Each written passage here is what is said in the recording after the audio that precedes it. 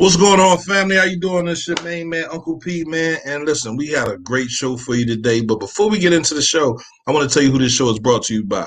It's brought to you by Chestorians, man. Rebuilding the community one step at a time. You already know what we out here doing, man. We trying to bring forth that neighborhood feeling, that community feeling, get it going once again. Also, is brought to you by Project Engage, giving a voice to the voiceless. Listen, if there's something going on in your community and you want somebody to know about it, come to cmpradio.net, man. Absolutely. So, first I want to start off right by talking about what the Chestorians has been doing, right, since we started. Father's Day, we gave a rose to mom, right? Then we were out here trying to get people to register to vote, filling out their census. And now we're about to have a conversation with the receiver. Now, everybody want to know what the receiver is doing. What's going on with the receiver? Well, the receiver is really here to help us get our financial things straight for the city. That's for the city, right? So I'm gonna bring up my Chestorians, my fellow conveyors. This is help us get our financial Brian Warren straight and Mr. Nasir Young. How y'all fellas doing today? Hey, what's going on? Good. How you? I'm good, bro. Good as always, man. I'm sorry for the delay in time and everything like that. Right, we had a little miscommunication, but we're gonna have the show regardless. I want everybody right now to share this live. Right, share this live with your cousins, your aunts, your nephews. Put it in every page that has anything to do with Chester, Pennsylvania, so we can get in here and we can ask the receiver exactly what's going on and how he feels as though we can help him do his job. Right? Let's get into it. Absolutely. Let's do it. How y'all doing? Doing well. And yourself? Oh, man, no complaints. No complaints. It's a pleasure to have you on our broadcast and to sit here and talk to you about the things that need to be fixed, the way we can fix the city financially, and everything else that we have to do there. Right? Well, thank you for having us. We appreciate the invitation and look forward to building with you. Absolutely. Let's go. So, first of all, like everybody wants to know, because a lot of people don't know, I'm one of those people. What is a receiver? Receiver. The Wikipedia definition, I guess, would be like a court-appointed trustee. I would liken the easiest thing to compare it to would be bankruptcy. Chester has not filed for bankruptcy. That's not what I'm saying. Just explaining the mechanics to discuss what we have going on here. Let me close this application on my computer here. My apologies. So by that, what I mean by that is in bankruptcy, you have a trustee that's appointed that works for the courts and then meets with all the creditors and tries to settle what's outstanding. In this situation, you have a receiver that's recommended by the governor, but then appointed by the courts. And through that court appointment, that receiver, me, tries to work with the city's finances, the city's elected officials, staff included, and vendors, et cetera, and trying to get the city back on a sustainable path for its finances. And so with all of those plans that you come in with, right, how have you found your tenure here in the city to be? Well, Chester is a warm city. It's good people, first of all. So the reception has been warm and welcoming. The first week I was appointed in June, so I'm coming up on 6 months of my engagement. So the first quarter, if you will, is done, 25% already. We treated that first quarter as our due diligence period. Let's find out. We don't know what we don't know, so keep trying to uncover every rock, every stone. See what's out there, what's going on, and then now we're kind of transitioning from that discovery period into implementation. So now it's that reception is being put to a test of whether or not it's still warm and fuzzy. But we got some tough decisions ahead, some tough work that has to be done, and we'll get. So from a person from the city, I want to say I'm on the 90% that don't understand what's going on, right? That I don't get what's happening. Can you explain to me exactly? How can I say this, right? What has been happening in the last years to have us in this deficit and Okay, I'm having a little trouble with my audio. Just to be to be open with you, but what I think I heard you say is what's happened over the last 25 years for us to be at this point. It's a combination of factors. Let's talk about go back before the 25 years and Chester, like most third class cities here in Pennsylvania, were industrial hubs. So the population decline of its peak in the 50s, 60s down to from 100,000 thereabout to 33, 35,000 now. You have a third of your population, and you have a trajectory that was changing. So you have an infrastructure that's built to sustain at least 100,000 people, but then you're trying to pay for all of that with a third of the population. So everybody's cost of living essentially triples, right? You couple those factors with not the best decisions being made in Chester as a city's best interest, and you have what we have here today. And if I could, I don't know if I see him on my screen. I'm not sure if it's on everyone else's screen, but I wanted to introduce my chief of staff, Vijay Kapoor. Vijay is a lawyer by trade, but on this project, on this engagement, serves as a chief of staff. My subject matter expert, project manager, if you will, and really could answer a lot more of the technical questions that probably get me into trouble. But just wanted to put him out there to you as a resource as well for some of these questions. Sure. Mike, I appreciate that, and I'm happy to kind of talk a little bit about kind of the background and as well if y'all are okay with that. Yeah, please go ahead. All right, excellent. So as Mr. Dowry said, my name is Vijay Kapoor. I'm serving on the receiver team as Mr. Dowry's chief of staff. First off, appreciate the opportunity to speak with you all. Appreciate the opportunity to have a conversation here with with the public on a lot of really important matters that are facing Chester.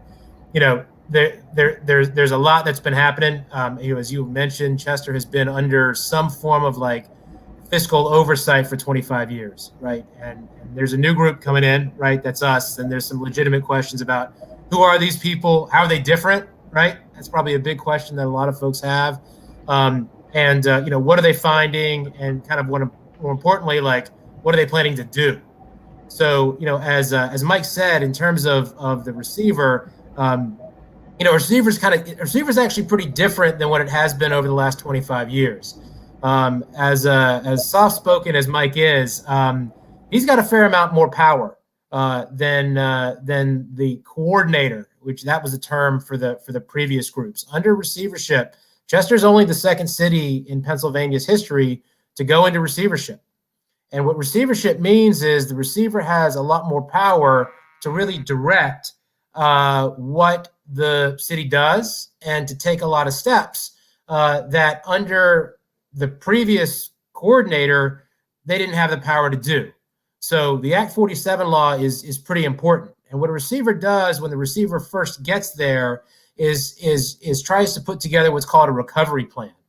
And as Mr. Dowry said, we're in front of a judge, in front of a Commonwealth Court judge, and we took an initial recovery plan with some of our initial thoughts on what needed to be done. And once that gets approved, then Michael's got a lot of power to be able to implement that. And again, what's different in receivership is some of the power that elected officials had, Michael now has, as long as it's in the plan. So what we've been doing over the past couple of months since we've been here is really taking a look at the city's financials, taking a look at the city's operations, and trying to figure out a path forward for the city. And there's a fair amount of things that we've learned that we can take you all through and we can talk about if y'all are interested. But receivership is very different than what the city has been in before, and it's important because of that. Because the next step after receivership, and believe me, we're not there, and we don't want to scare people into this. But the next step after receivership is either bankruptcy or something called dissolution. Where effectively, the city almost kind of goes away. Again, we're not there yet, but it's the reason why the receiver has that much power. So for me, like I'm completely like we have some people on the live that don't understand that the school district and the city is under two separate receivers, not the same receiver, two separate receivers. So we're not going to worry about the school district, even though we're coming for that receiver as well. We want to focus on the city at large. Just explain to me what you guys been doing since you've been here, right? Like how have y'all been trying to find out where to take money from, where to add money from? Is taxes going up? Like what's the plan with this? Right. Great questions. From our side, we approached it. I approached building the team as a multifaceted approach, if you will. As VJ is a subject matter expert, as I said before, and experienced with working with distressed municipalities, we brought in public PFM. Also, their company name is Public Financial Management, to work on the finance side, to help with understanding the city's budget, the city's operations, where they're at. With the city's audits being a few years behind, it's a little difficult to work through that information, but building models, building the 2021 budget, and then now trying to build models beyond, evaluate some of the deals, some of the monetization conversations that have been on the table, parking, water authority, et cetera, just really trying to understand what's going on there. Legal, of course. Feels like these last couple of weeks, we've been in and out of court every other day, but there's definitely a legal component. With that, I decided to try to create a win-win situation. I decided to go with the city's labor council, Campbell, Durant, and Beatty. They've been a great help, a great asset. But beyond that, we've also been engaged Fox Chase advisors to begin operational audits. So with that work, you're going department by department and really trying to understand the inner workings, managerial studies, operational studies. Where does the rubber meet the road? What does Chester really need? As far from when I say what do they need, is talking about from a capital standpoint, and then from the community engagement arm, Quark's group, trying to reach out to different stakeholders, residents, business owners, et cetera, to hear that voice. While I spoke to needs from a capital perspective, we want to hear those needs coming from the voices of the community to really understand where are the shortfalls, where does Chester as a government, as an administration, need to improve in its delivery of services. Mind you, all of this is with the backdrop of how does Chester do with providing vital and necessary services. There's a prescribed list of what those services are. So we're using that as the measuring stick. Let's get back to the core of what a city government is supposed to do. Let's make sure we can sustain and afford that, and then we'll entertain anything above and beyond. But right now, it's really trying to understand those core operations. So to translate, and then there's still another arm. We have Chestorians Buffalo working on the economic development piece, really trying to understand what are the roadblocks, what can we do to be more attractive to outside developers. New money is, let's get the new money too. Well, let's do it responsibly so that we're not raising concerns of gentrification and other things like that. So to complete the team, but I wanted to get back to the operational audits and give an example here. In March of this year, just before I was appointed, before I started working with the state, Chester government got to a point where they had to lay off just over 130 employees, over a third of the workforce.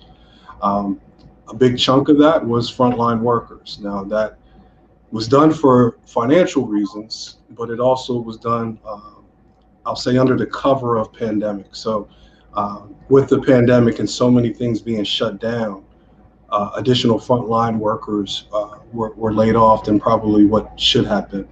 Our work to date with the operational audits is really trying to get in and understand what is the current workforce, where were you, what are best practices, what does an average city of this size, what does the staff complement look like, and now let's map into that. So just over a month ago, we recalled 18 public works department employees, and notably here, the snowstorm and trying to beef up and put together a plan of action.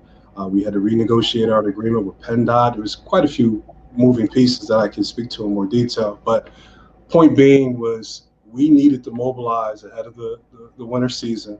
But then also we still got to try to figure out what is the right number. Is 18 the right number for Chester? Or is it 45 as a city like Allentown has, or is it somewhere in between? So, but 18 is better than the 6 part-time employees that were there a month ago. So taking incremental steps in the right direction, making sure it's affordable, sustainable, but we constantly have to reevaluate our position and be flexible moving forward. And if I could just jump in here and just talk a little bit about kind of what we've been doing on the ground here. As Mike was right, earlier in March, the governor declared a fiscal emergency, and the reason for that, quite frankly, was at that time the city of Chester really looked like it was going to run out of money by the end of the year. I mean, legitimately run out of cash to be able to operate. And as Mike said, the city took some pretty drastic actions, furloughed about a third of its employees. And so, when we came on, there were a couple of big problems that we had to address. Number one is making sure the city didn't run out of money. And, we're here on December 18th. We got 13 more days in the year. We're actually expecting the city to have maybe a very, very small surplus. I don't even want to call it much of a surplus, but it's a lot better than a deficit than what we were projecting a lot earlier when we came in.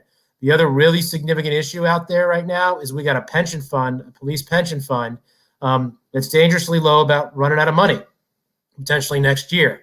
And there's a combination of how that occurred, and we can probably spend a whole show on that to kind of talk about that, because that is important for people to understand. And it's a combination of the city not being able to afford the bill, and it was a combination of the benefits being too expensive. And as Michael said, as population declines and the economy falls, it becomes harder and harder to be able to afford a lot of that. But in terms of kind of what we've been doing is, as Michael said, we've been really digging in. We've been digging into the finances, and we've been digging into the operations. I think step one right now for us is to try and get the city workforce stabilized and put the right people in the right places. And that's not an easy thing to do, right? Because, what that means is, people either get hired or people lose their jobs, right? To be very blunt about that. And that's affecting people, and that's not an easy thing to do. And we're in the process of doing that right now. We think what we're proposing here makes a lot of sense. We're putting in a chief operating officer, so someone who's kind of in charge of running the operations of the city, someone who's responsible, right? A person you can kind of call and say that person is responsible for making sure the operations happen in the city. City really hasn't had that over the last couple of years. We think that's something important to have. We've been consolidating some departments right now to be able to kind of make some of this work happen. And we've been trying to really set the city on the right path for 2021. We're in the middle of a budget season. We've sort of developed what we've called the 3 R's here in terms of looking at the city. And I should say this too, just before we get any further, the receiver has a website. That website is chesterreceivership.com. And on that website, in a section called Documents, are all the various analyses that we've done, all the stuff that we filed in court. So anybody who's really interested in kind of really digging in, we've been trying to be very transparent. A lot of us have done this work in other cities. And we know the most important thing to do in the beginning is really be able to get information out to people, right? Just like we're doing here now with you all. Because people have a lot of questions, right? There've been a lot of rumors, right, about what's going on, about what's happening, about what's true and what's not, and we're doing our best to put that information out there. But the path that we see for Chester going forward, and kind of what we're calling the 3 R's to success, is 3 things. One is we got to reduce the cost of pensions and retiree health care, because it's really, really expensive right now for the city. We got to reorganize, restructure the city's workforce, city services, so we're providing vital and necessary services in an efficient way. And then we got to reinvest back in city services. I mean, for years, and I'm sure you all have experienced it much more than we have, the city hasn't been able to afford investment in its people, in its equipment, in its capital, in its streets, right?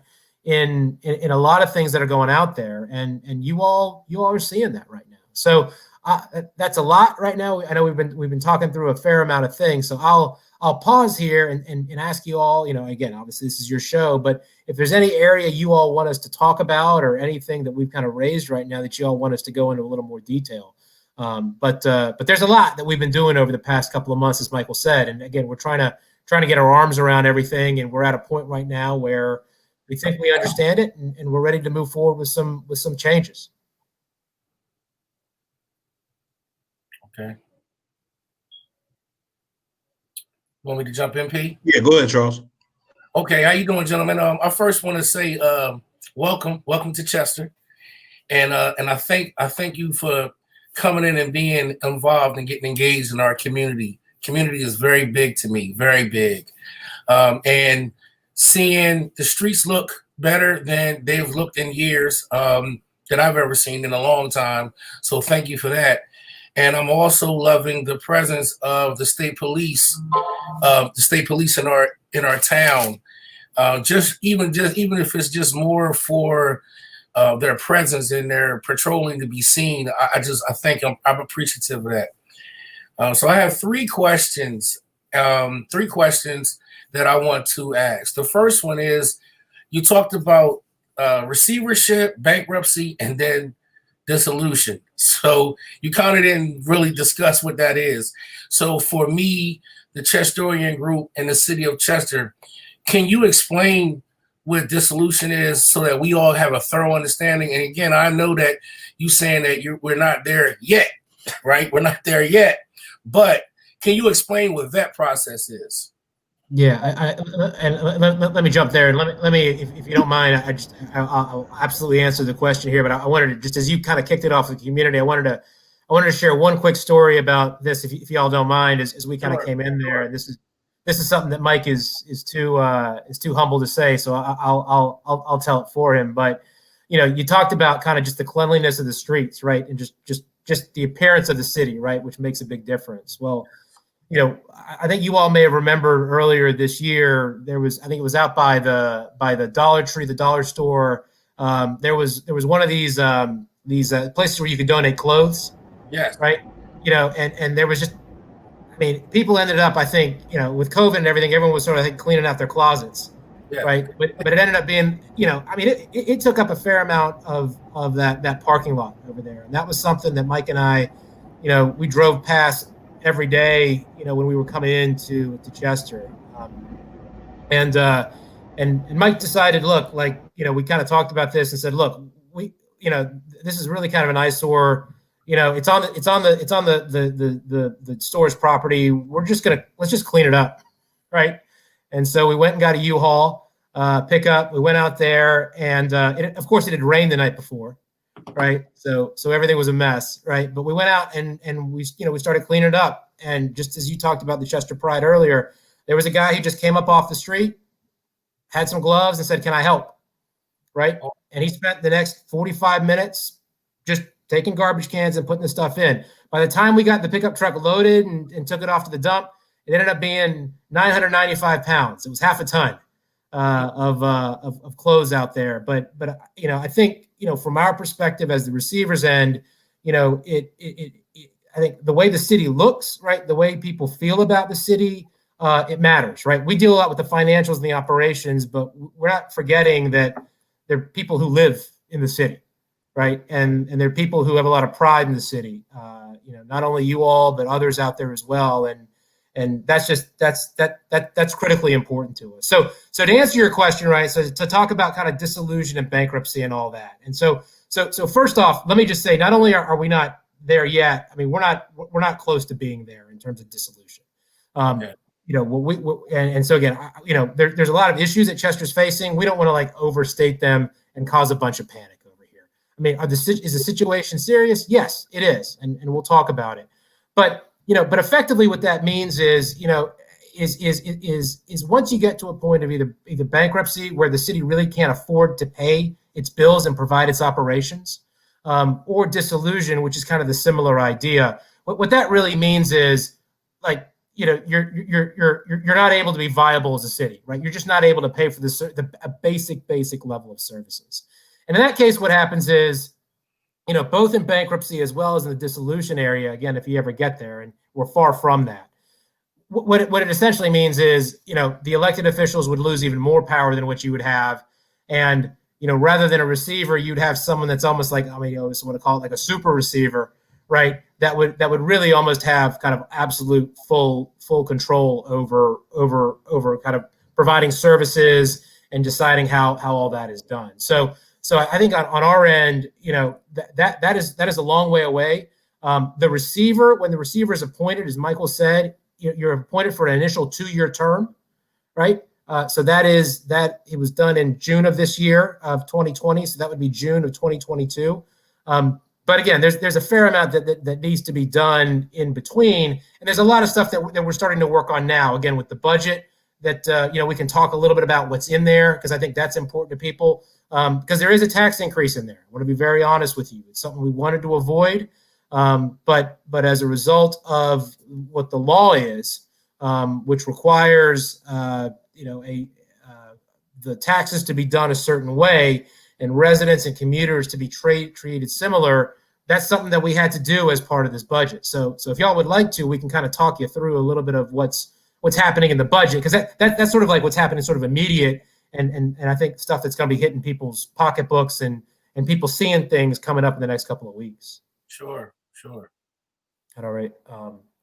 So Mike, did you want to sort of kick it off kind of high level, and I can kind of fill in where you think we might want to supplement it? Certainly. So get ready to fill in, but I'll try to high level.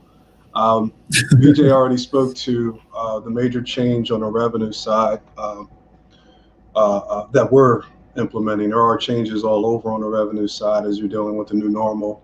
Casino revenue projections are down, and concerns about real estate tax collections and some others. So the main revenue sources for the city are real estate taxes, earned income taxes, and then your fee for service items, which and fines and such, of course. So what BJ was alluding to was the earned income tax. The earned income tax has several components, but the main component that we're talking about here is the distressed pension portion of it. And because the city's pension plans are in a distressed status, the state enables the city to charge over and above the normal allotment of what's average amongst cities of about 1%. So what happened a couple years ago was that Chester raised the non-resident, the commuter portion, but you can't just raise the commuter portion without raising the resident portion. So when we started to dig into, as I said, the due diligence period and understanding what the revenue streams are, we found that discrepancy. So that 1% assessment that is being charged to commuters in 2021, we now have to charge that same 1% to the residents, and that's not a small thing. Increasing the earned income tax by 1% pushes Chester up to 3.75% overall. That would make it the second highest rate in the state, with only Philly being higher than Chester. So it's not to be understated. That 1% increase for someone making $50,000 a year on average, that 1% increase would be a $500 increase in their earned income tax. So $10 a week, thereabout. That's the major change for us on the revenue side. Again, we didn't come into this wanting to raise taxes, and especially to only raise them on residents, not commuters. It's just what makes that legal, or make that equation work. The converse would be to forego the distressed pension tax altogether, and Chester just cannot afford to do that in 2021.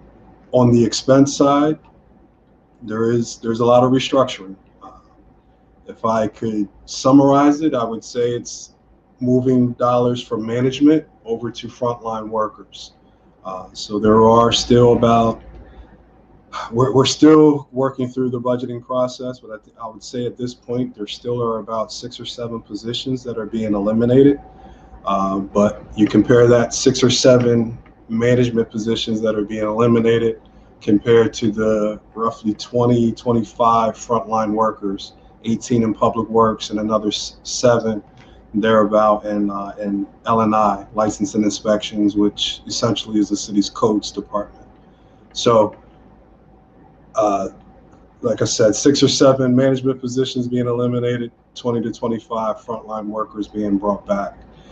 Beyond that, this budget does include full payment of the city's annual obligation to the pension plan.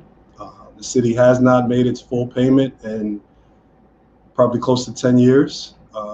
So the full, I think it's 10.9 million that is due to the 3 pension plans will be paid in full. VJ, any other highlights of the 21 budget? Yeah, I think just a couple of other things again to kind of put a lot of this in perspective. So the other thing there, I think that Mike talked about is, I mean, what we also have here is a balanced budget, and one that we intend to make sure is actually balanced in reality. One of the things that we saw kind of coming in here, and we learned about a little bit the hard way, is that although the city would have a balanced budget on paper when they started the year, when you actually went through the year, it never really worked out. And what I'm talking about here, number one, is what Mike is saying. The city hadn't been making its full obligations, its full payments to its pension funds in years. And you can't say you got a balanced budget with, if you're not doing that. I mean, you got to pay it. Those are your obligations, right? If you say you're going to do it at the beginning of the year and you don't do it, it's not a balanced budget. The other practice that the city had been doing for years is they would be incurring expenses in the previous year and basically rolling those over into the next year. So, for example, this year, the city had to pay $4 million in expenses that it incurred in 2019. So essentially, you were sort of kind of pushing off your bills. And again, that's not a balanced budget either. And so what we're really trying to do with this budget, and this is why we're taking some pretty significant steps, is we want this to be a realistic, balanced budget starting next year. And it's not just because we want to balance it; it's because we want to make sure that the residents of Chester and everybody understands the true picture of the city's situation. Because unless we do that, we don't want a bunch of happy talk here if it's not real. Like, we want this folks to be on the same page about it, so that we can actually take steps to solve it, right? Because if your numbers, if you're not showing the full picture for whatever reason, then how can you solve it? And that's been kind of a big philosophy of ours, and one that again, we're trying to be transparent about this, and that can be harsh for some folks, right? I mean, we submitted an update to the court in November of this year, where we were pretty blunt about our concerns about the finances and the operations of the city. And we talk about there, and I'd encourage any of y'all to look at that. Again, it's done on, filed on, I believe November 3rd. And we talk, and we kind of outline what we found, and we outline, the concerns we had. That was something that we understand hadn't really been done before, even though the city had been in, oversight over the last 25 years. As the receiver, I think it gives us the ability to go in there a little bit more, and we're on site. And we're mostly on site other than the COVID, but Mike's got an office in City Hall. I've got an office in City Hall, and so we're on site here, trying to assist the city as best as we can. BJ, if I could add on one more point, approximately 70% of the city's budget, the city's annual budget is about $50 million. About 70% of that goes to personnel costs. I love the comments and the involvement of the public here. Thank you. Keep them coming. But beyond that, what I wanted to say is that the 2021 budget reduces expenses by, I believe, about 1.9 million. So we are through this restructuring, bringing down costs. Another initiative is converting retirees from their current health insurance plan over to a Medicare supplemental plan. Once that conversion is completed, the city will save about another $1 million in health insurance costs annually. But my point being is that we are taking efforts to reduce costs beyond just the effort of balancing the budget.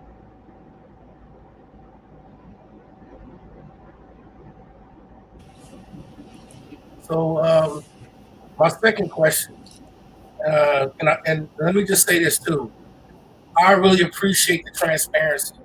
You use this word, and I know the Chestorian group and the community should really appreciate your transparency, man. So please keep that going. So one thing you said about the city is basic services. So to me, the two most important things in the city are really excluding finances, but the two major pieces in the city to me, when it comes down to basic service, is police and fire. I understand we're under we have a new commissioner now, Commissioner Gretzky. So could you give us an update on the state of, even with the pension problems and things of that nature, can you give us an update on the situation with our police and fire departments? If I may, though, let me start by saying all the trophies and awards behind you are a little distracting. I'm sorry, man. But no, the public safety, definitely a core vital service that the city must provide. Our effort is to increase the numbers that are currently there. Earlier this year, the city was awarded a SAFER grant, federal award, close to $3 million, enabling the opportunity to hire 8 more firefighters. So fully paid for by the feds for the next 3 years. The challenge will be after this 3 years, how do we try to sustain those numbers? And then to the police force numbers are down. They are actively recruiting though, recruiting for about 20 positions, I believe. And then while we're going through that period, to the point that you made earlier, recruiting more assistance from the Pennsylvania State Police, the county, et cetera, to try to supplement and help out where they can. But yes, the city, through this budget, the 2021 budget, there were cuts to management in the police department, going from four at the top, a commissioner, deputy commissioner, a major, and a chief of staff, going from those 4 highest level positions, consolidating that down to 2. But aside from that, the efforts in the police department are to recruit more rank and file, more patrol officers. Yeah, and just to jump in there too, I mean, I think and I think you rightly point out there about the concerns about public safety, right? I mean, I think this year, Chester has experienced about 33 murders this year, which is significantly higher than the 18 that folks experienced in the prior 2 years. So I mean, and look, I mean, it's not just murders, right? It's other, it's other shootings, it's everything else, right? That's what makes the headline. Right. But we get that. One of the challenges, I think, on our end, that it's going to be something that we're going to be really focusing on in the beginning of next year, is trying to get more officers out of the street, right, out of patrol. Because interestingly enough, the city of Chester has a complement. It's referred as a complement. Has the ability, basically budget ability, to have about 94 full-time police officers. Wow. Right, that's a lot, right? But part of our issue is a couple of issues. One is we've got a fair number of officers who are injured, right? And there's we've got to address that, because those will make up those folks. And there's also questions here about trying to be able to make sure we've got enough police presence out on the streets. And that's going to be something we're going to be working very closely with the police department and others going into next year, because that's critically important, right? And as Mike said too, one of the benefits of receivership here is the contact that we have with the state, and Mike has been working very closely with trying to get some additional state police support, not to take the place of Chester police officers, but to work with them. Yeah. And be able to kind of do, work together. And I think the term they use is force multiplier, right? When they go out. So again, I mean, the budgeted complement, just so I can say this here, the budgeted complement, the 94 I'm talking about, because I see there's a question here. The 94 is how many they're budgeted for, right? They don't have all those positions filled, right? You may hire some, people leave or whatever, but there is the capacity and there is the funding, if we're able to do this right, to be able to get more of a presence there. And again, more officers doesn't mean that everything is safer, but that is something that is clearly top of mind to us, certainly as we move into next year. Okay, this is my final question, and then I'm gonna pass you off to Brian. So, the prior mayor of the city of Chester was John Linder, right? And John was trying to put the Chester in receivership during his term, but apparently he met a lot of opposition from the party, from other council members. Let me ask you this question: If hindsight, if the city would have been in a receivership, let's just say back between 2012 and 2014, do you feel like that would have made a difference to where we are right now? I think key word you used there is hindsight. So I don't want to second guess and play the Monday morning quarterback too much, armchair quarterback. I would say that I can appreciate that it's a difficult decision. There's a reason why this is only the second city in the state to go into receivership. So I can understand why if that time frame was the initial talks, why it would have been met with resistance. So with that, though, I also want to say that our work has really been focused on what is the current state and where are we going, not really going backwards and trying to understand why certain decisions were made. I mean, the current state is the current state. We can't change that. So, I'm saying all that to say, to answer your question, yes, I do think that had the city acted sooner with receivership, that we would have been in a better situation.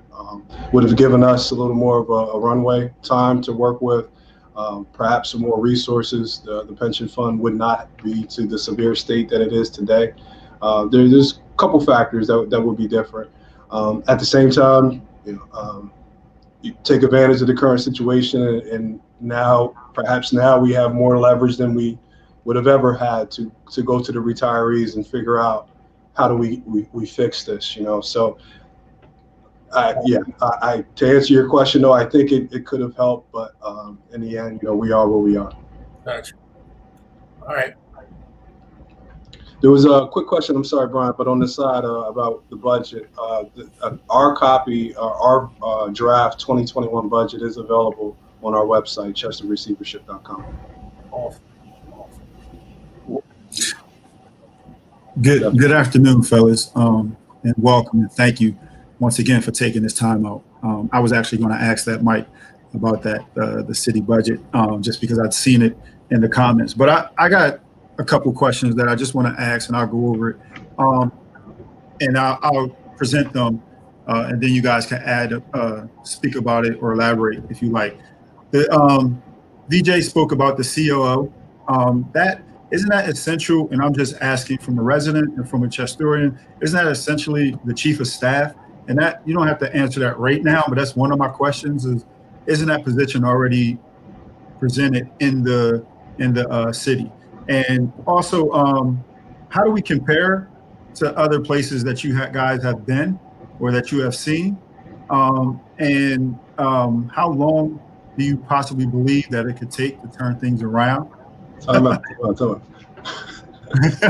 That's three. Lay them on me. That's three. All right, that's it. All right. So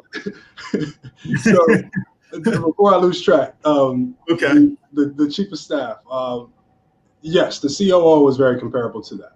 Part of what we're doing with reducing management positions, we're taking the current chief of staff position that reports to the mayor, another chief of staff that was in the police department, and combine and a director's duties in L&I, combining basically those three to form the one COO position. So yes, intentional overlap, but expanding or contracting, if you will, expanding authority, contracting the number of people. I'm sorry, Brian, already I lost track on the second question. How does it compare to other areas? Because we as residents, we hear this, but we also want to know, like, fixable. Like, I know VJ stated that, hey, it may not, we're not at bankruptcy and things of that nature, but what are we looking at? How are we, what time, not necessarily time frame, but what are we looking at?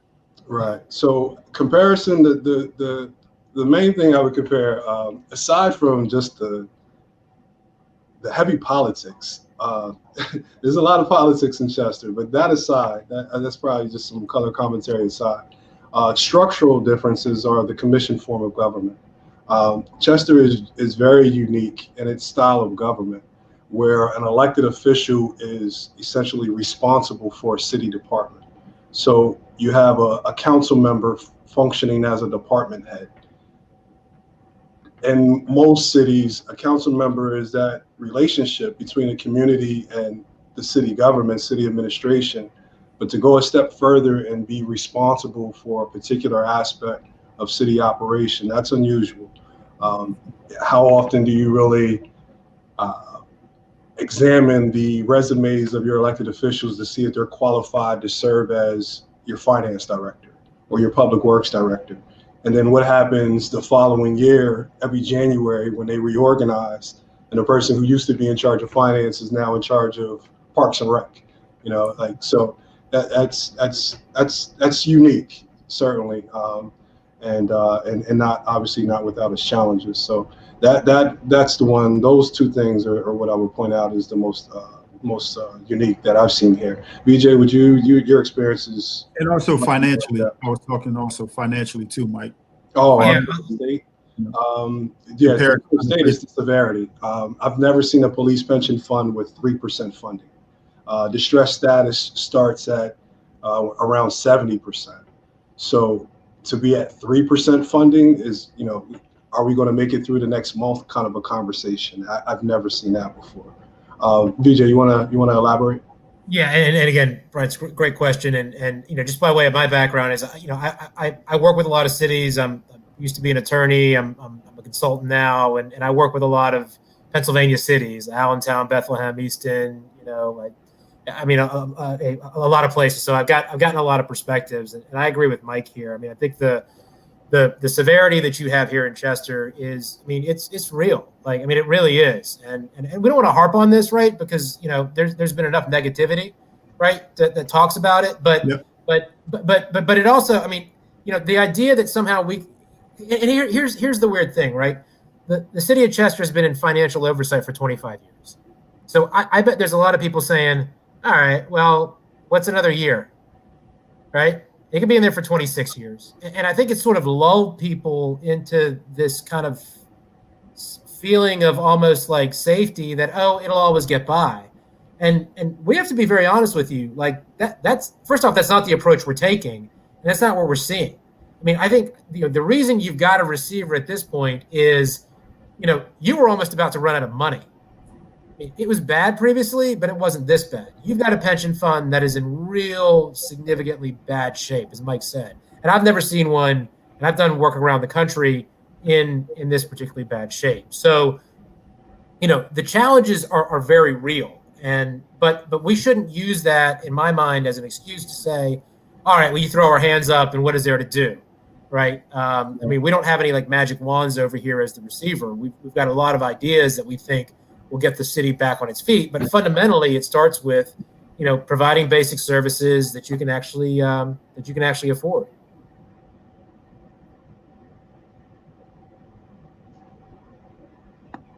Hey, Nas, man, go ahead and read this question, bro.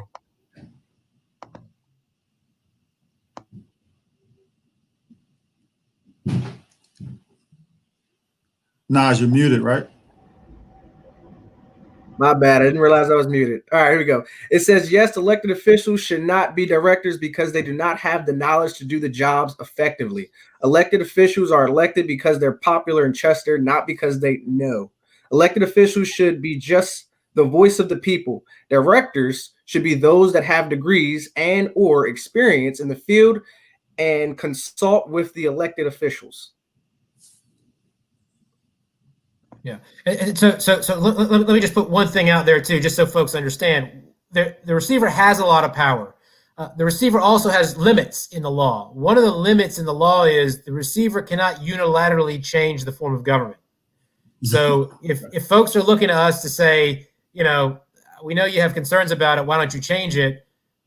We don't have the legal ability to do that. In fact, it's very clear that the receiver does not do that. That's something that residents and voters, have to take upon themselves. But to Mike's point, it's unusual. This is not something we typically see in the places we've worked in. Not for a place that's the size of Chester, right? You can see these in smaller boroughs, right? They're very smaller type cities, not a city with 33,000 people. It's just, that's unusual.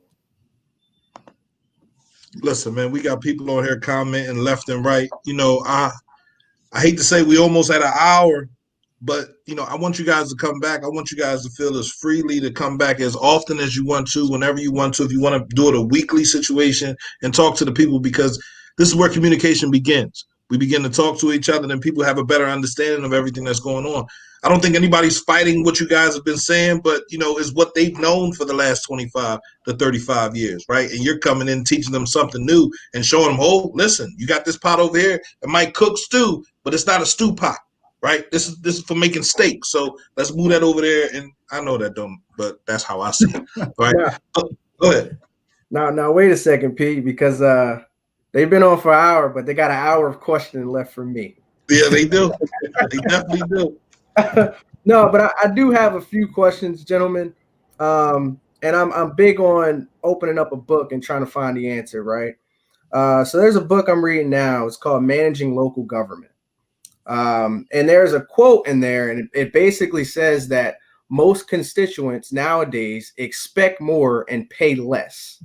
Can you expound on that phrase and why the book captured that idea and as it relates to Chester? Well, hopefully it's not written by someone. Well, we naturally say that about our kids. They're more needy and they want more and expect more or work less. I think a big challenge there is just an understanding of civics. You have that being removed from the curriculum, and I think there's just, as each generation continues, there's that connection is just lost. The understanding that if I litter in this middle of the street, who's going to pick that up? Who is it? Someone else's responsibility to pick it up. And understanding that circular effect of what it means to really be community. So I think in general there's a lack of understanding, but I wouldn't go as far to characterize people of today as more needy or less grateful than what people were 40, 50, 100 years ago. But I do think there is a lack of understanding. That connection is hurting. And the only thing I would jump in there and say too is, Michael's actually served as a business administrator. I don't think you all know this. He was the business administrator, kind of like the city manager for the city of York. So, Mike has actually sat there. He's actually had to make the tough calls. He's actually had to kind of organize it, deal with the politics, dealing with the with constituents. And it's a hard job. I mean, local government's not easy, guys. I mean, and I think you all know that. Running a nonprofit, right? That's not easy, is it? I mean, how much do you have to do? You got to set everything up, right? You got to make sure the link works. You got to make sure people are there. You got to do all those things. It takes a lot of time and a lot of effort. And look, to be honest with you too, I think, again, this is from my perspective. And you look at Chester, and I'm going to do a little bit of editorializing here. But if you look at sort of Chester's history, at best, Chester has been neglected. right? At worst, you know, I mean, it's been hit hard, right? By other levels of government. That's a really, really hard place to be, right? And I mean, that's some of the things we run into when we talk to folks from Chester, right? There's a fierce sense of pride, I think, in the city about wanting to make things better, right? And I think part of that, part of that, of course, comes from like people growing up there. But I think part of it too comes from like people saying, you know what, like no one else is going to do this for us, right? We need to do our best, and as the receivers team, again, we don't pretend that we know everything. I mean, we've got backgrounds in a lot of this stuff, but where I think it's really helpful and why I love getting these comments and love having the conversations with folks. It's hard to do that with COVID. Is you all are seeing what's happening like in the community, right, on the ground, right, and that is really important feedback for us to hear, because again, if all goes well, in 2 years we go away, right? You don't have to worry about us. I mean, and that's our hope, right? That's something we're aiming for. But that's but hearing from you all, whether it's compliments, whether it's negative, we want to hear from you. We think that is important. That dialogue is very important for us to figure out whether or not we're doing our job right. So I want to be very clear. The comments that you've been reading or seeing, both positive and negative, this is the first time you're really getting out and the constituents of Chester are being able to see your face and understand what the city is facing. So understand this, take it with a grain of salt, and know that people are interested, and this is the support that you will need to garner what it is that we have to change about our city. So again, I've seen several comments of people saying thank you for the transparency, and it's needed. But when I asked the first question, you actually knocked it out of the park, and it segues into my next question, which I'm glad you took it there. Even though you are the receiver and your job is to come in immediately and talk about finances and how to fix the finances, we have to think long term, because your term is 2 years, right? And we all know education is a way that you sustain over time what it is that you put in place now. So has there been any talks with the other receiver, being the school district, on educating citizens, or in this case, students, on how finances and local government works and ways that we can mitigate getting into this situation again? Yeah, the school district receiver, Dr. Bond, and I meet monthly. We just met this summer for the first time, so starting to build a good relationship. I want to speak directly to your point, but what I want to say first is that we've been working to resolve items between the city and the school district. Most recently, we resolved a $500,000 deficit that the school district owed the city for crossing guards that hadn't been paid, reimbursed for the last 10 years or so. So we've been trying to settle outstanding items like that just strain the relationship. And then in the end, it's robbing Peter to pay Paul. It's $500,000 that the residents don't have. What does it matter that two institutions, two government entities are fighting behind the scenes about, whether it's in the school district's bank account or if it's in the city's bank account? Ultimately, it needs to find its way back to the residents. So working through matters like that, right now our focus has been on the Columbus Elementary School building. What can we do with that site? Personally, selfishly, I'm targeting it as a public works building. The current public works building down by the riverfront, it's acreage that could be repurposed there on the riverfront for obvious reasons. And then meanwhile, you have, and I didn't even think about how that ties into your question, Nasir, but think about the appreciation that the students would have if every day they come out of the high school and they get to see across the street what it means to really work for your community. The guys that are out there all day putting in that work, coming in at the end of the day with their steel toes muddy, everything muddy. I think just that visual alone, compared to looking at broken windows and chained up fences, would do a great deal. The third component that Dr. Bond and I have been looking at is an apprenticeship program. But targeted to those trades that translate into what the city needs. So an apprenticeship program that shows you how to pour concrete. What does it mean to patch up a street? What does it mean to clean an inlet?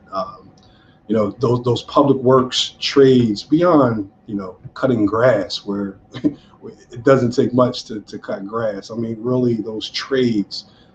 There's electricians that work for the city. There's real trades in there that the students can pick up on to aspire for city work, or just to be good stewards in their own neighborhoods. So just an appreciation and understand, and beyond that, just the education of the civics and what's involved. So yes, Dr. Bond and I do meet, but we're still in the early stages of trying to build something to that level. Right. And I'll throw it there too. If there's an interest, so this is a lot of the stuff that I frankly do, and a lot of our team does. We're all about providing information on the budget, right, and how governments work. I mean, it's kind of what we do, right? This is kind of what what we found is an educated and an engaged community is really our biggest ally when it comes to this. And so, look, if you all think that it's helpful for us to spend, an hour talking about just budget principles, right, and put some PowerPoint slides over there. I don't want to bore people, but that's something that folks can really understand, because it makes a difference, right? You can see where your tax dollar goes. You can see where most of the money goes. I mean, most of you may not realize this, but if we're basically, with the amount of costs we have for retirees, retiree health care and pensions, we actually pay more in police pension costs, police pensions in a year, than we do in the police officer salaries. So we are actually, if you really think about it, so think about that from a perspective, right? I mean, I could give you the numbers here, but I want to put it in the perspective. We're basically paying for let me not say we, you are basically paying for two police departments, the one that's here and the one that retired. And so, a lot of those costs, right, that were promised people, and let's be clear, like, these were promised folks years ago. That's what makes this so difficult. The city's just not able to sustain that going forward, and kind of learning where the money goes. There may be a lot of questions from constituents, like, why aren't you doing this? Why don't we have more people in this area? Why aren't these services being done? There may be reasons behind that we can kind of help better explain, so you understand, again, as you said before, why we're doing what we're doing, right? Because oftentimes, it gets lost in newspaper articles. It gets lost in, like, comments on Facebook, right? It's not, because this stuff's complicated, right? It's not the easiest stuff in the world. But if folks are interested in it, I mean, believe me, we'd love to get out there and we'd love to explain it. We'd love to do that. So we've blew past an hour at this point. And I know people have things to do, even though they love the conversation. I'm sure they did, because I love the conversation. And real quick, before I turn it back over to Pierre, I have one quick question. And the receiver, you can answer this one directly, or BJ, you can answer this one. But in terms of projecting, how long, when you projected this recovery plan, do you see the city facing this recovery process until we are on the other side and we can see greener grass? Great point. And that's the work that's before us right now. Our immediate, we came out of that due diligence period. Now it's about stable footing. Even through the due diligence period, when we put restrictions and caps on how much money could be spent without additional approvals, caps on hiring caps, and freezes all aboard, it was all about stabilization. This work right here, this next, the month of December, the work we've been doing on the 2021 budget, is to get us into the new year and create that runway of at least 12 months where we know the city is most likely in a good position. We'll see how the pandemic plays out, and there's always concerns when you're setting a budget that you'll need to make mid-year adjustments. But we've been in that, saw in the comments earlier, like the kind of survival mode, if you will. acknowledging your question that we need to look beyond tomorrow, beyond next year, and look at the sustainability of it. So we've been careful to set spending levels in the 21 budget to where we think it can be sustained beyond 2021, but there is still a lot of work ahead of us to figure out the long-term plan. We're going to follow the principles of what VJ laid out earlier, the 3 R's. Restructuring operations is where the most of our effort is right now. But then the next thing is trying to reduce retiree costs, pensions, and healthcare.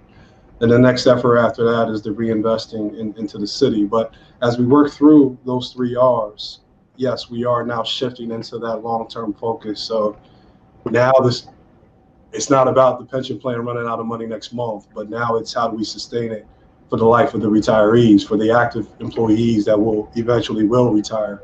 We got to figure out that long-term sustainability. Absolutely. So I feel like we're going to talk about this pension situation over and over and over again, because that's the big fish in the room, right? That's what's keeping us from making a budget. And we have a question, right? Mr. Juana Mosley and Christina Delva, why is the abuse and mismanagement of the pension fund being taxed on residents, especially with most of the people earning these inflated pensions aren't residents? So we have people in the city that know, and then we have the people that don't know. So real quick, could you just tell us, like, why is the pension situation so messed up? Right. So let me field this one. So there's multiple reasons, and this is something that I've worked with cities that have bad pension funds, and again, most cities in Pennsylvania aren't fully funded. Most cities, though, are not as bad as they are in Chester. So there's a couple of reasons going on here. One of the first reasons is the city just has not been able to afford the benefits that it promised. And what happened years ago in a lot of these funds, and you got to understand the law here in Pennsylvania too, and the law across the country. Once you promise a pension benefit and you start work, it's very difficult legally to change that. It just is. And that you're seeing states across the country face this problem with pension costs that have just gotten really, really high. So I'll name a couple of things. Number one is the city didn't fund the funds. They didn't put the money in. They didn't have the money to put it in. They didn't put it in, right? And so if you got a pension fund or you got a checking account or you got whatever, and you're paying bills out of it and you're not putting money back in, guess what? Eventually it runs out. So that's a big problem. So come January of 2021, so this coming January, the city's going to owe over $30 million to its pension funds. VJ, hold on. Let me clear that up. The city's going to owe $100 million. It's going to be past due in payments of $30 million. That's right. I'm sorry, Mike. That's right. $30 million should have been put in. You got about $100 million that needs to go in. And just for context, right, so people get a perspective, the annual budget for Chester, so our budget is around $53 million. So think about that, right? So we almost, in past due pension payments, we owe, almost 80% of what the full cost or the full revenues that we would have in Chester for a year. So that's one issue. Another issue is the benefit levels. What happened with the police department was I think kind of two significant things. One is you had police officers who spiked their pension because their overtime counts toward their pension. So what would happen is you'd have a lot of folks within the last 12 months of their job would work a bunch of overtime. And part of that had to do with the fact that we don't have enough police officers out on the street, right? So you can't completely blame the officers there. But the net result of all that was you ended up with some police officers who were retiring in their 40s with $100,000 a year pensions, right? And no pension fund can sustain that. Another big problem that you had with the pension funds in the police department was you had a lot of people going out on disability. And when you went out on disability, your pension is basically 100% of your salary. Whereas if you go out under normal retirement, it's 50%. So again, what you had over there was pension payments for disability pensioners being really expensive. And that combination altogether, what eventually happens is, you got a pension fund that's in serious trouble. And the answers, I mean, there's no great answers to this, right? You got to look at reducing the benefits. And you got to figure out how to put more money going in.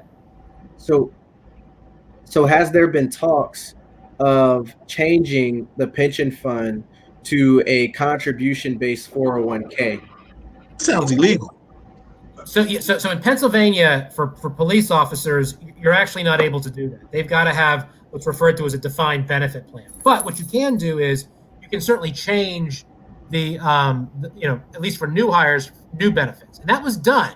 So for new hires, for police officers hired after 2017, you've got what's a pension benefit that's more in line with what the law provides. The issue is for officers who have already been hired, there's legal questions about whether you can actually adjust their salary, their pensions. That's part of the issue there. So that's what makes the pension issue so difficult. Is a lot of the stuff that's already occurred has happened in the past, and you can't claw a lot of that stuff back, but the law makes it kind of difficult to change some of those things going forward. So it's not to say we're not going to address it, because we have to. There's no choice there. And VJ, if I can add on, the spiking that VJ referred to, not every retiree fits that category. Right. So we can't just make a decision to not pay pensions because there are some bad apples. But we're not like trying to put retirees against residents. It's just there is pain in this budget. We can't hide that. Here to be upfront and honest and open about it. But the city has an obligation. It has a debt that has to be paid. And I mean, you can imagine the other side of it, the retiree who did everything by the book, did everything okay, and has the pension that they rightfully deserve. And then all of a sudden we stop their payment because of X, Y, and Z. It's just difficult all around. So I just wanted to acknowledge that not every retiree fits that category. And then also that they are a debt obligation. There was an earlier question, I can't remember who posed it, but it was about how much debt does the city have? On paper, as far as market debt, Chester's in a pretty good position as far as market debt. The most important debt obligation that the city has, or its biggest creditor, are its pensioners. So it's just to a point where you're just upside down, or the retiree costs are more than what the actives in the city are contributing to the plan. So Listen, go ahead. So it sounds like there's a lot of things that need to be paid for, i.e. we need to generate more money. What are we doing in terms of resource management and bringing in new forms of revenue to the city? Is it in the form of grants? Is it in the form of philanthropists? Is it in form of investors trying to revitalize 291? What are we doing to bring revenue? It's quite a bit, all of that, all of it. There are grant applications I mentioned earlier. $3 million go to the fire department just to pay for firefighters. There are grant applications in for Route 291 to make it more multimodal.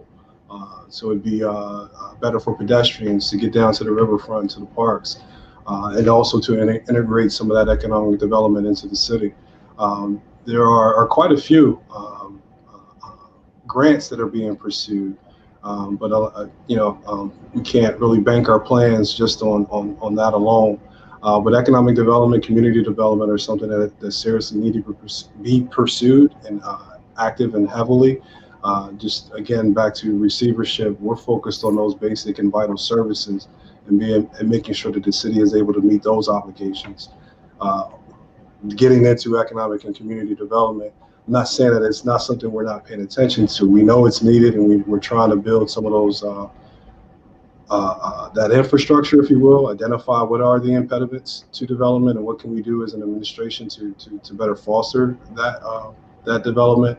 But it's also like I don't want to say it's out of our immediate scope. Right now, we got to focus on those basic and vital services. Well, and the other thing I'll jump in here too is, in terms of attracting businesses and this, I mean, some of the basic things, right, that you hear about Chester, people are concerned about cleanliness and safety, right, and making sure that we're able to do that, right? Because I mean, you can have the greatest economic development team in the world, right? You could be making pitches to all kinds of companies to come in here, but if you don't have the basic services being provided, you know, it's gonna be a hard sell, you know, for them to actually, you know, to them to actually relocate or sign up. So, you know, we're trying to phase this in a way that we think is, you know, kind of makes sense, right? We started with operations because, you know, that's something that touches individuals and touches the residents, you know, very, you know, I mean, it touches their lives. You know, every part of the city does that. So we want to make sure that gets trying to set up first, and then to get the pivot to try and deal with some of these other financial issues as we're and economic development issues as we're going forward. Because look, if we don't have the operational stuff under control, you know, then we're not doing our job as receiver, right? We're just not. Well, gentlemen, before I turn it back over to P, I just want to say you got about a year and a half left of your receivership. It's going to be a long road. So thank you for the transparency. And if we learned anything from President Obama in his 4 years, you're probably going to start getting some gray hairs. So buy some hair dye and keep pushing along. VJ, you might not have to worry about it too much. Nah, hey, man, I've already been through it, man. I've already been DJ. Here you go, VJ. I like. Listen, I just want to thank y'all, man, for coming through here, man. I want to give y'all this platform whenever you feel as though you need it. I feel as though you need it every week, right? I feel as though to awaken this community, to get the community conversating, right? We have the people that understand finances, understand things, right? But for the rest of everyone else to work as that synergy, as everything gets to moving, man, I need you guys, right? And if y'all open enough to come through here, we can sit down and we can discuss a time where y'all can come through here. And I'm not talking about no money, because my city needs communication, right? Has nothing to do with money. It has everything to do with you sharing the things that are going on and the things that you have planned, because the community can't be a community if we're not working as one. Everybody's sitting there talking about what you doing and what he doing and what they doing. And if people think you're doing things behind closed doors, then what is it? Earlier, you had spoken about the deal between Chester Upland and Chester, right? What was the give?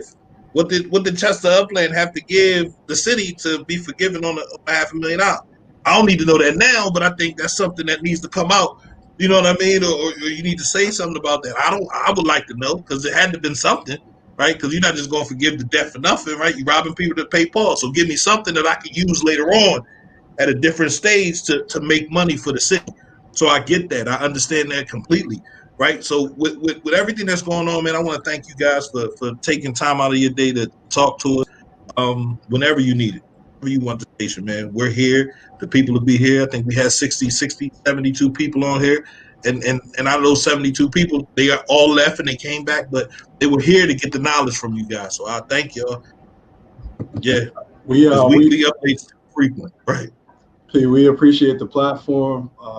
We are admittedly outsiders, so we need you. We need to be able to make that connection. So if I have an ask of the group beyond, and first of all, yes, we accept your invitation and we definitely will come back on.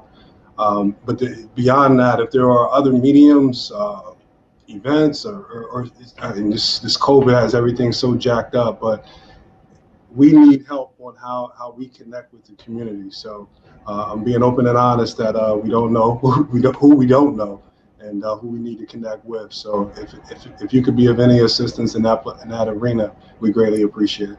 Absolutely. Listen, man, I want to thank you guys for stopping by, man. Again, if there's anything you need from us, the Chestorians, cmpradio.net, Christina Delva, Christy Barnes, it's tons of people on here that I know have a heart for the city of Chester, right? And everything about them says the city of Chester. So, it's not just y'all. I know y'all working. I know y'all have your team, but there are people in this community that want to help, right? Ms. Carol Kazing, she's over at the school district fighting with them, right? Constantly fighting for our city, man. I want to thank everybody out here. I want to thank everybody that jumped on the live, man. This is important. Let's get out here. Let's build our city back up, man, because that's what has to happen. So, much love. Thank you. Be safe. Thank you. Yeah. Fellas, man, that was crazy. That was unbelievable. That was good. That was absolute, and we're still live. I just want y'all to know we're still live, so don't say anything crazy, right? But listen, man, we got a lot to do. Charles, unmute yourself.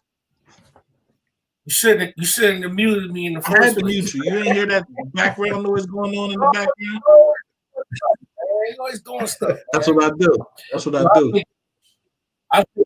I think the show was great. I think that the community is going to realize how serious we are about the Chestorian group. For no reason think that we fell off or we just really putting some things together. I want the community to know that we are structuring our program to help the city, and we're serious about it on many levels. We're serious about it. But that was great, man. That was a big show.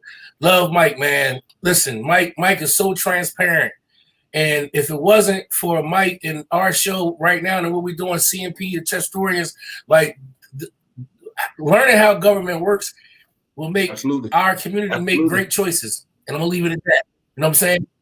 Help them make great choices. And just being a part of it, education will help them feel like they're a part of something. And, you know, like I said, man, it only can make things better. So, you know, we got to keep driving the stake, man. We got to keep moving and keep building and keep making the connections and keep the people involved that really want to see change in Chester, man. That's, you know.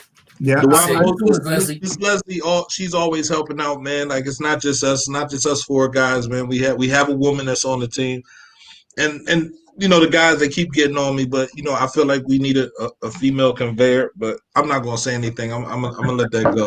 Right. Yeah. Right.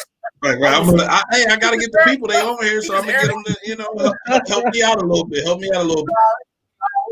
Right, but there's so many of us working out here in the community, right, and not getting paid for it, not getting a dime for it, and really care about the city. So it's time for us to stand up, man. It's time for us to go talk to the people that are in power in these certain situations. I'm gonna keep saying, Miss Carol Kazim, man, she's over there fighting with them, trying to figure out what are you talking about. So that's what's next. We want the school board. We want them all up here. We want them all on this live to tell us what the hell they've been doing over there. What they trying to do. What they trying and we can support them. So we can support them. We got to support our school district, right? Go on charter. You going to support that? Nah, I didn't say that. You out there. I will say I enjoyed how much transparent those two gentlemen were. And more or less, I think the road ahead is a lot better with them being transparent. I know citizens are not going to, you know, be excited about a tax increase, but we have to understand the amount of debt and what it's going to take to actually get out of debt. This is years. Yeah. This is years. That pension situation, I kind of think back and I sit back and I say, what would a person do to get back their city in the long run, right? If we sit here and we remove ourselves from the city and we say, yeah, they got it. They'll be able to handle it. I can sit here and sign something off right now that 50 years from now will have your city in so much debt, you'll have to give it back to me. Right. I'll be the only person capable of getting it back in order. Right. And we didn't see it. Like we were so blinded by the fact that we had power and everything was working, man. Nah, everything is broken. Everything is broken and we gotta fix it. And if we refuse to fix it together right now as a community, then it's just gonna continue to be broken, man. And I want to say I understand how people feel about the thought of higher real estate taxes and, you know, even the increase now in the wage tax, whatever the other one he talked about. I understand that, but I mean, let's be honest, man. We pay the least taxes. We have the least tax rate probably in Delaware County. You know what I'm saying? As far as when you look compared to price value of our houses and amongst the county. So I mean, honestly, I don't think that they will put that into the plan if there was another option. You know, the fact of the matter is something needs to be done. And great questions, Dewana, and I think Christina, also about why are why are the residents of Chester forced to deal with that mismanagement? Well, if there was mismanagement, then the residents are the ones who put them in council. So at the end of the day, it's our problem, our responsibility. So I mean, I understand it. I ain't crazy about it. I own property. I ain't crazy about it, but shit, it is what it is. So what DeWanda said is one thing to raise my taxes, is another thing to give me no service. Correct. So if we're raising taxes, then the services have to go up. Yep. Correct. Now, you have to give me something for my money. There's nobody. Listen, Charles, you got a business. You got a snow business. You're going to come and plow all this snow, and I'm going to pay you next winter. You going to go and do that? Yeah. Well, the problem is here's the issue with that, B. I think the issue that the receiver is dealing with now is not more or less the services that needs to be provided this year or the next year. It's the unpaid services that was provided the years prior that we still have to foot the bill for with the pension. So yes, I want to continue to provide the services for you now and in the future, but I also have to foot the bill for the services of the past, or else you won't get no more services to begin with. So I guess the bigger question is the state going to help with a bailout for the city, or are they going to force us to cut ties with the city and then become a borough? Like what are we looking for in the next 10 years? Is Chester going to be no longer a city? That's when he said dissolution. That's the first thing I said. And Peace always say, man, watch, it ain't gonna be Chester no more. I'm like, damn, if he act like he ain't talking nothing to existence, you know what I'm saying? Like, that's the first thing I thought about, man. I'm like, man, Chester can't go nowhere. And same with the school district. Like, how can we go to charter? What's gonna happen? What happens to the Chester Clippers if there's no Chester High no more? What are we doing? What are we doing, man? So what I always understood, right, was if you don't take care of your block, someone else can come in and take over your block. All day. Right. So Chester has never been taken care of. Chester is always seen as the place to go, take your money, and move into another situation. So you got the east side over there by Widener. You got and we're surrounded. We're surrounded by municipalities that need more land. They building on top of each other right now, so they need more land. Let's just move into Chester and take some of Chester. Bro, I told you it ain't going to be nothing but Edgemont Avenue. They're going to fix up over town. If we don't step up and do something, this is what's going to happen. Right. There won't be a Chester to talk about you'll be living in Ridley. He'll be living in Marcus Hook. Yeah, and it'll come in and it'll close in. So we need to step up, man. We need to step up now. Stop playing games, man. We need to go talk to the people, figure out what we got to do. If you got to pay your share, pay your share. It's just that simple. It's just that simple. It's not hard. It's not difficult. Here's the fastest way we can get some more money in the city. You ready? Go ahead, bro. Everybody that may be benefiting right now from Section 8, try and figure out how to raise your credit score and go and get your own mortgage. And for all the people that are renting houses in the city, now they got to figure out how to get a new tenant. You got more people coming in, and now you own your own property. That's more property taxes. Those property taxes goes back to the municipality, and it goes back to the school district that needs more funding. Leave the tenancy. Don't be a renter, be an owner. Go out your home. Let me speak for a second. That's all well and good if the entities manage the money correctly. If they don't manage the money correctly, then all that money is coming in will just be misused again, and then we'll be in the situation. We have, as a community, have to elect people that need to be able to run the city the correct way. I don't care if they're Republican. I don't care if they're Democrat. I don't care if they're independent. I don't care if they are individuals, purple, brown, blue. We need people that's going to be able to do the job correctly, so we can't get in that city. I don't care how much money you bring in here. If you don't have people in the right positions to run it right, sorry, we're going to be right back in this situation. I still feel like we asked for the police to protect us, and it seemed like most of them were protecting themselves. Like, for the ones that are injured and truly injured, man, listen, I'm sorry for your injury, right? But it's a course of the job. You're gonna fall, or you're gonna trip, you're gonna break your arm. You might get shot.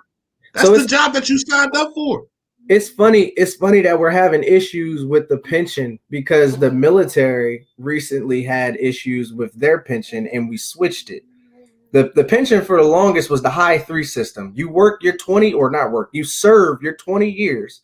And then following that 20-year commitment, you get a percentage of what you were being paid for those 20 years. At the last 3, your highest of 3, your last 3 years, you get a cut check for the rest of your life.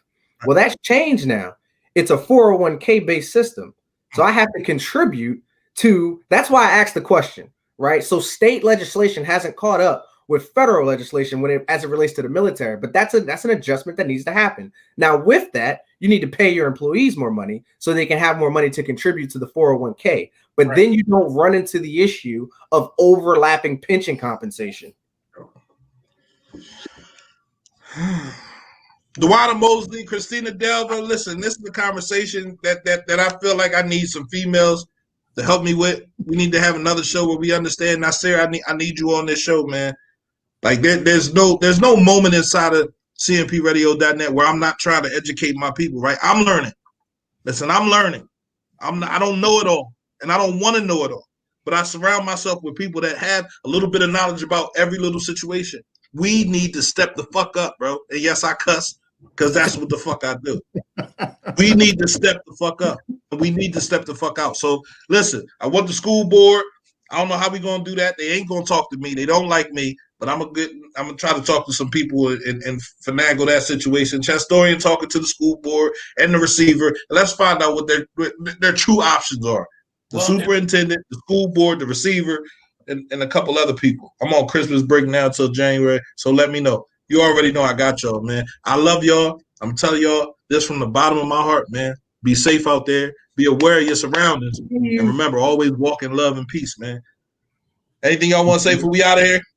We out. Peace and love. We out. Peace.